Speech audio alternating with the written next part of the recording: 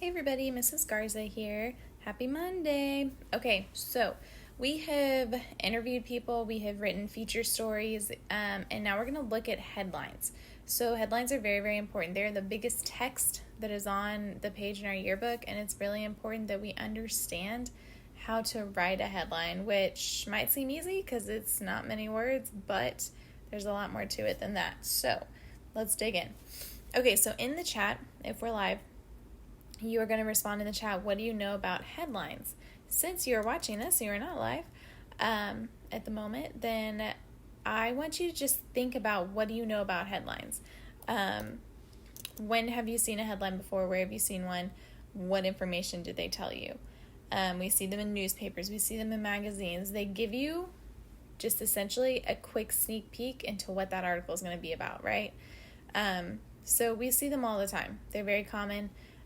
See them scrolling through social media. So it should not be unfamiliar, the term headline to you. Now let's move on and think about how do you think that headlines are used in the yearbook?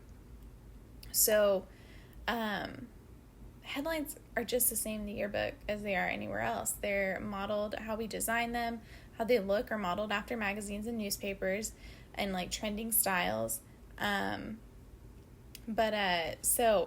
Sorry, I lost my train of thought for a minute. So anyway, but the thing about our headlines is it kind of gives our reader an idea of what's going on that page.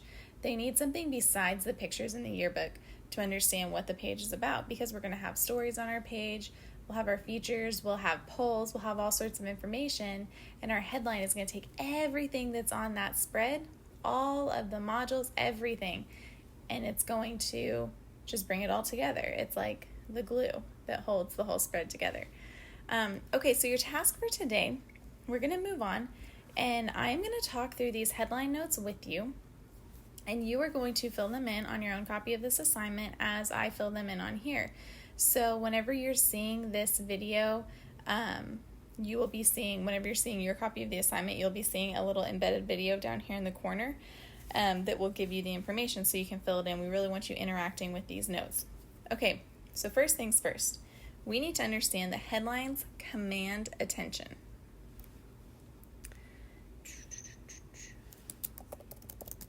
So by that I mean it's the very first thing that you see. It pops out at you. You have no choice but for your eye to be drawn to the headline.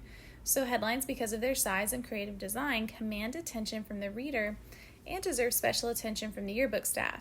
They're an important piece. You have to really focus on it. Headlines are an entry point into the spread and advertise the story. So pretty much it's like, hey, this is where you start reading, and this is what you're going to be reading about, and this is what you're looking at. So headlines have impact verbally. Oh, caps. Verbally and visually, meaning they play with words and then they also look really interesting. So how the headline is worded needs to be unique, but then also how it's designed. Today we're mainly focusing on wording of our headline. So today's yearbook headlines are patterned after those found on the web and in magazines, like I said earlier. A primary headline. Oh, I think you guys might have just heard my kitty yowling in the background. She's being crazy. A primary headline is the main headline, and it contains a few well-selected, creatively designed words. A secondary headline. So primary is always shorter than secondary. So secondary headline accompanies a primary headline. It's short and catchy and offers specific information and added details. So we have our primary that might say something along the lines of, this is not very catchy and exciting, but artist creates mural. And then the secondary headline would say, local artist in San Antonio created a mural or creates mural of Spurs icons. So it gives a little bit more information to get the reader more interested. So it's always going along with the primary headline, adds a little bit of extra info. Okay, so now here's the deal. That's basically what headlines are, right? Well, now we're moving on to the guidelines for writing a headline. So first things first, you need to understand that whenever we write headlines, they're written in present tense, okay? You do not use past tense in headlines. But then we flip that, and on the secondary headline, they're often written in past tense. So Artist creates mural, that's present tense. A local San Antonio artist created a mural of Spurs icons is past tense because it's digging into the story a little bit, and since we're telling a story about it, that means it already happened, right? So headline is present tense, secondary headline or subheading is past tense. It's because it contains factual background information is why that is in past tense. Okay, so articles A and the, those are generally omitted. So we leave those out of our primary headlines. It makes it feel kind of choppier, but it helps us to stick to the really small, catchy phrases and really catch the reader's attention. It really gives like a little hint, like a blip of what's going to happen in your story. It's okay if it's not grammatically correct in that aspect. Okay. Sometimes secondary headlines omit them, but not always. Let's see. Avoid ending a line of a headline with a preposition. Oh my gosh, I can't type. Preposition. So that's like, y'all are going to think I'm a weirdo, but in middle school we had to learn a song. This is a preposition song. So it goes about, above, across, against, among, around, at, after, before, behind, beyond, behind, between, I don't know. Beyond, by, down, and during, something along those lines. There's a lot of prepositions in the world, y'all. You can Google a list. But that, if you end with a preposition, it's kind of like you're ending in the middle of a sentence. So make sure you do not end with a preposition. If you're confused about what a preposition is, Google prepositions and you will magically find a list of prepositions. It's a great thing, Google. Okay, next we are looking at strong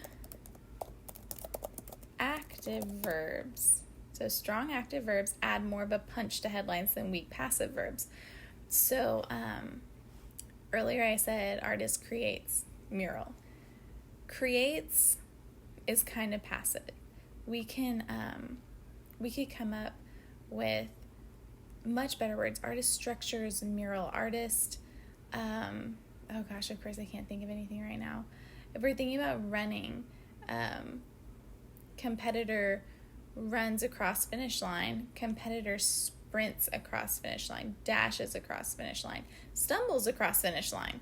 Something that is more unique and catchy than just the basics. Create, run, hops, like just do something, like take it a step further to add a little bit of flair. We want it to be catchy. So strong active verbs are what really give more of a punch. Instead of he just laid there, you could say he basked in the sun. Instead of student lays in sun, student basks in the sun. That is what really packs more of a punch in the headline. Okay, generating just a few words for the primary headline can take several minutes and several staff members. Why am I emphasizing, you ask? Why is this important to me? Why do I think you need to understand this? Because even though headlines are short, that doesn't mean that they're particularly easy to write and that you can breeze through it. It's very, very important that you take your time and think through it. And if you're struggling to think of something, y'all, 2 brains are better than 1. 3 is better than 2. 4 is better than 3, right? So get help from your classmates. Ask your teachers. Ask around. Ask people, hey, do you know of an interesting, catchy phrase that goes along with whatever your topic is? Understand that it takes time and it might not be perfect the first time. You might not hit the nail on the head immediately, and that's okay.